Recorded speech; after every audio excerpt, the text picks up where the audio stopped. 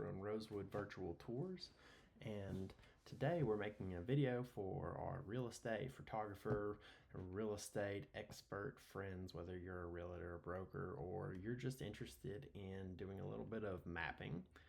Also great for drone pilots out there. So today we're going to be talking about how to get those property lines embedded in Google Earth. So you can spin around like this right here and check out what is around it, and the property lines will conform to the map accordingly.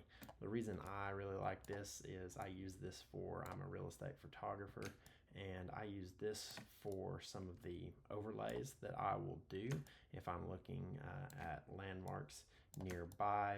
It would be handy also if you wanted to do a voice over video to show a property and how close it is to any sort of surrounding amenities. And lastly, it also shows me where I could possibly get the best view when I'm flying my drone ahead of time so that I can conserve my battery and get the best shots possible. So on this property here, I would definitely be looking for a shot up here. That would be a great place to build a house, and I would probably get on this ridge right there.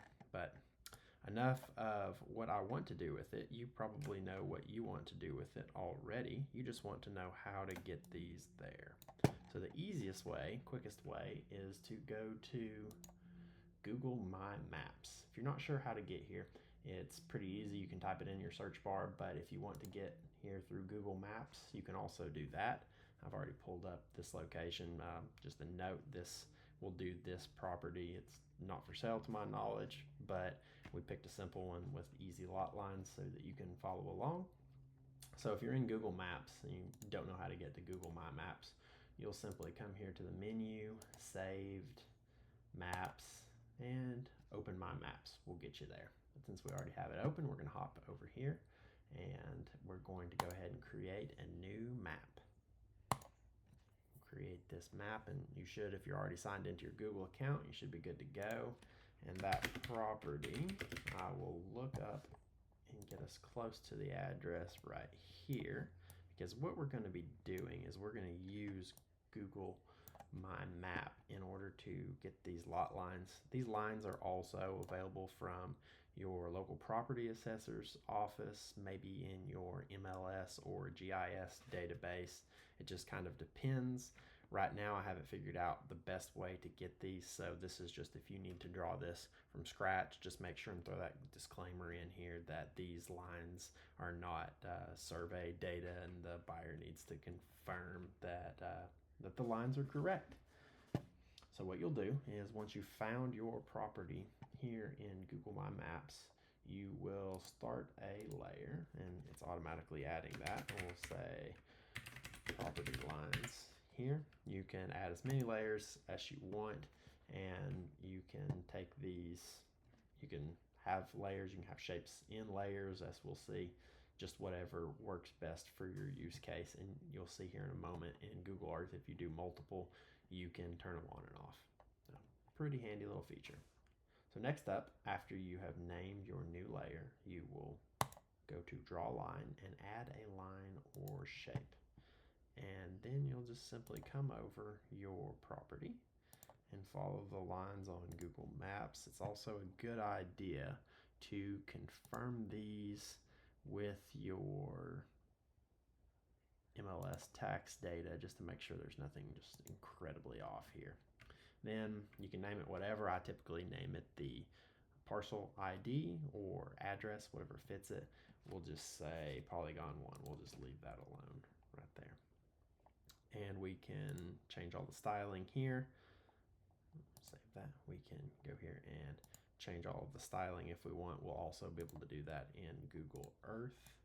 And then let's get a second one. So I'll show you guys what multiple properties looks like in here, in case that's beneficial for you. So you'll go back again and get the shape. If you want a new layer, make a new layer. You can name all these shapes individually, so I don't see a huge advantage unless you just have a ton of properties that you want to show and turn them off by certain grouping settings. So then again, you'll follow these lines. If I was doing this for a client, I would zoom in and really get those vertices correct on the property lines, but we're going to be real quick about this today. All right, we have two properties on the map now, polygon 1 and 2. And now you can just come here, and what I would recommend doing is exporting the data first. However, I'll show you a quick trick to just go ahead and open this directly in Google Earth.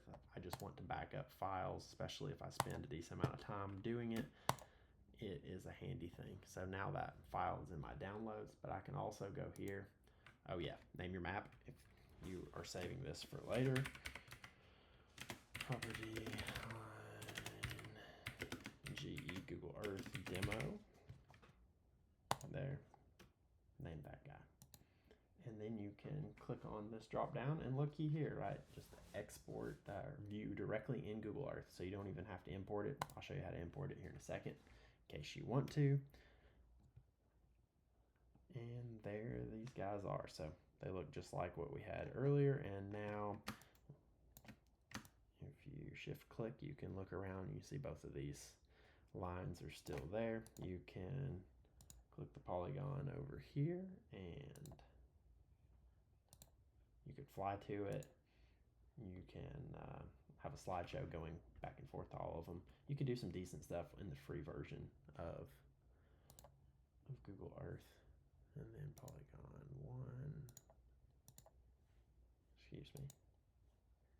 When you do this though, that is interesting. I'm not sure if when you open it in this manner, if you can actually edit these. I guess not. Maybe there is. If anybody knows how to do that, drop it in the comments and I'll update the video at a later point in time. So for all of you who are wondering how to import it, we're going to import it and I'll show you how to change the style details as well. But like I said earlier, you can also just set your styles in Google My Maps. So you'll say import KML, KMZ file, find the file wherever you put it, your downloads, whatnot, and then you should be able to see it here. And why is it not showing me back? Property line, the property line. Here it is. Sorry about that. I had that. That's you notice that's a dry project. That's from Maps. So now you'll be able to see those polygons, and now you can edit them. So you'll be able to change the colors. I like a darker outline there, and again, you're able to look around and see that on the map. I hope this is helpful. If you have any questions beyond what we've looked at today, please leave it in the comments. I am not the resident expert, but I am still learning. So if it's a question for you, maybe it's something that it is worth me investigating to answer. Hope this was a helpful video, and thanks for watching.